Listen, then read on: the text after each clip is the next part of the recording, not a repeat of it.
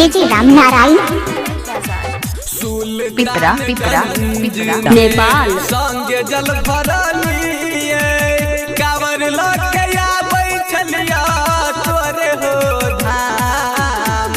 सुल्तानगंज में साथे जल भरलिए कावर लके आबै छलिया तोरे हो धाम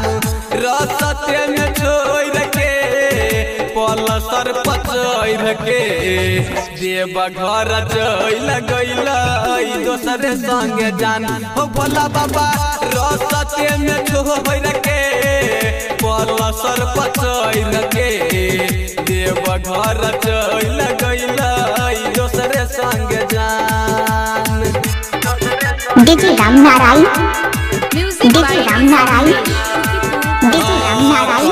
हम खोजिए कबरिया के भीड़ में शायद नहीं छलू हमरा तो कदीर में हम खोजिए कबरिया के भीड़ में शायद नहीं छलू हमरा तो कदीर में हौ भोला बाबा दोसर पटाई के राख दल हमरो याबतू पहिले जकमान रसते में छोड़ के पलसर पचैल के देव घर चल गइल दोसरे संगे जान हो भोला बाबा रसते में छोड़ के पाँच पचैर के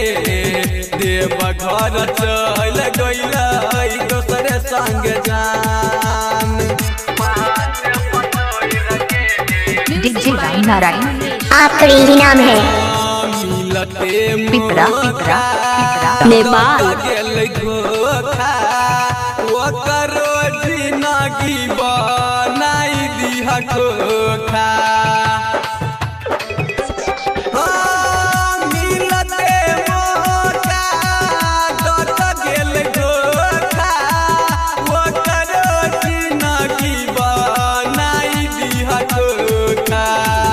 राइटर संतोष सिरहाली अभिषेक कहई छ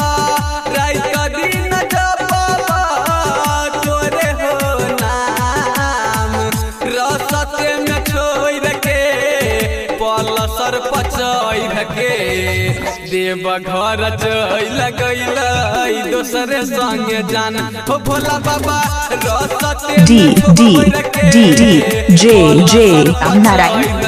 रामनारायण पिपरा पिपरा पिपरा नेपाल दोसरे संगे जान।